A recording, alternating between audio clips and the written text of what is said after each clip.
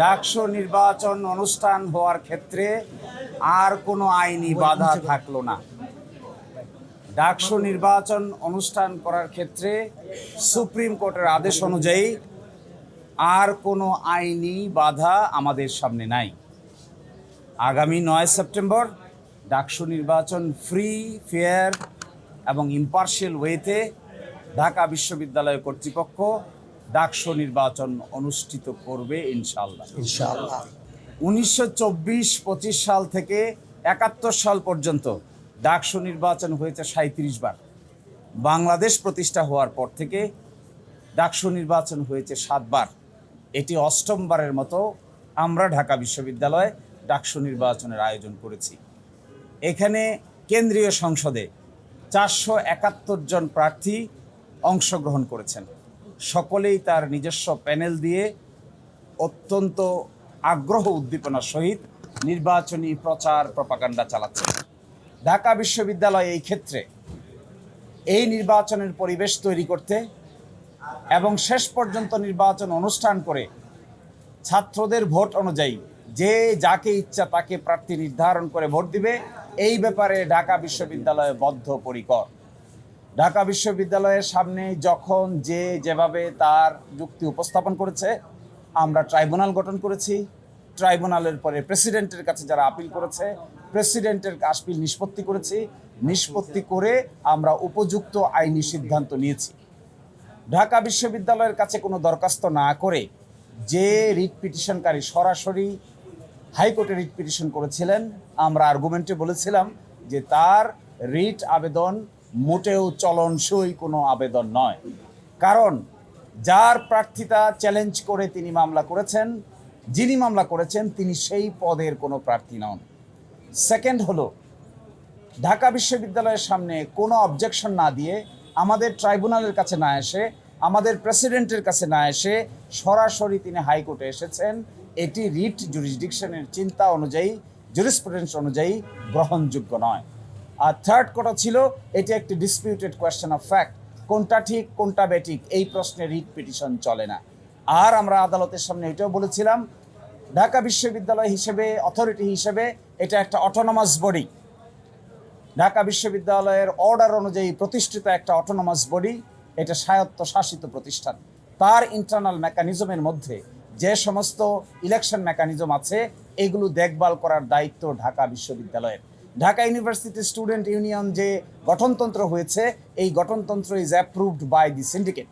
সেই অ্যাপ্রুভ গঠনতন্ত্রের ভিতরে আমরা বিধান করেছিলাম, যদি কারো অবজেকশন থাকে তাহলে তিনি রিটার্নিং অফিসারের সামনে দায়ের করতে পারবেন। রিটার্নিং অফিসারের সিদ্ধান্তে যদি কেউ ক্ষুব্ধ হয় তাহলে তিনি আপিল করতে পারবেন। যিনি আজকে রিট পিটিশন করেছিলেন হাইকোর্টে, আপিল বিভাগে যিনি রেসপন্ডেন্ট ছিলেন, তিনি রিটার্নিং অফিসারের কাছেও কোনো অবজেকশন দেন নাই। তার বিরুদ্ধে যে আপিল হয়েছে, আপিলেও কোনো অবজেকশন রেজ করেন নাই। যখন আমরা প্রাথমিকভাবে লিস্ট প্রকাশ করেছিলাম, সেই লিস্টেও তিনি কোনো অনাগ্রহ প্রকাশ করেন নাই। চূড়ান্ত লিস্ট যখন প্রকাশ করেছি, সেখানেও তিনি আনুষ্ঠানিকভাবে ঢাকা বিশ্ববিদ্যালয় কর্তৃপক্ষের সামনে কোনো কথাই বলেন নাই। এই সমস্ত যুক্তিতর্ক গ্রহণ করেছেন মাননীয় আপিল বিভাগ। গ্রহণ করে হাইকোর্ট বিভাগ যে ডাকসু নির্বাচনের উপর স্থগিতাদেশ দিয়েছিলেন, এটি অনারেবল জাজ ইন চেম্বার স্টে করে দিয়েছিলেন।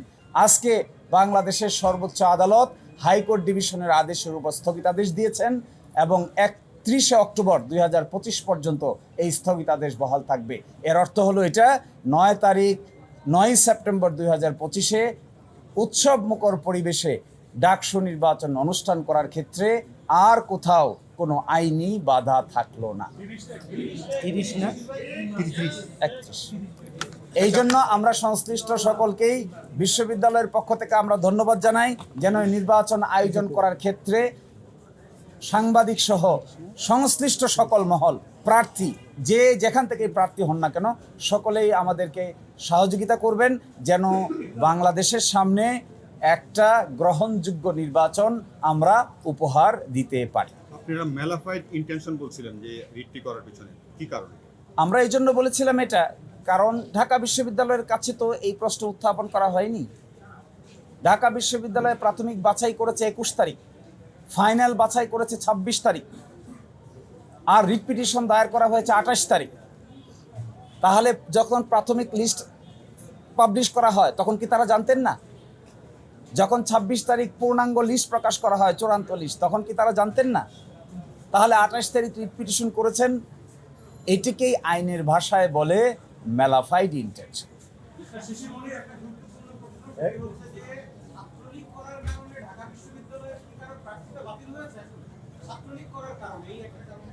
এটি একটি ভুল তথ্য দেওয়া হয়েছে। অনলি বিকজ এই কারণে কাউকে আমরা প্রার্থিতা বাতিল করি নাই। আমাদের কাছে যে সমস্ত তথ্য প্রমাণ এসেছিল কমপ্লেন, এই কমপ্লেনটার জন্য আমরা একটা ইনকোয়ারি কমিটি করি। ইনকোয়ারি কমিটি সংশ্লিষ্ট প্রার্থী সহ ফ্যাক্টস ফাইন্ডিং করে বিশ্ববিদ্যালয়ের অথরিটির কাছে একটা রিপোর্ট সাবমিট করে।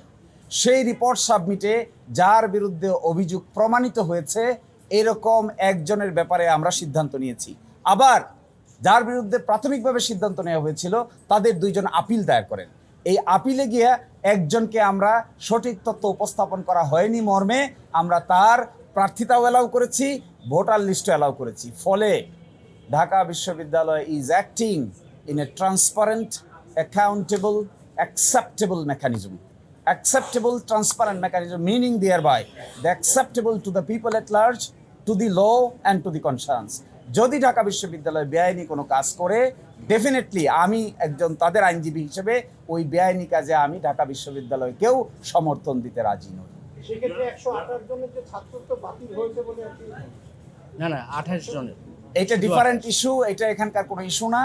এটি হলো একটা শাহবাগে একটা অন্য ধরনের মামলা হয়েছে, ওই মামলার আসামি সংক্রান্ত ব্যাপার। ওই 2টো মামলা হয়েছে শাহবাগে। আপনারা চাইলে আমার কাছ থেকে সে মামলার কপি নিতে পারবেন, ওই পত্রিকার রিপোর্ট ওই মামলার সঙ্গে মিলিয়ে দেখতে পারবেন। এইটার সঙ্গে ডাকসু নির্বাচনের কোনো সম্পৃক্ততা নেই।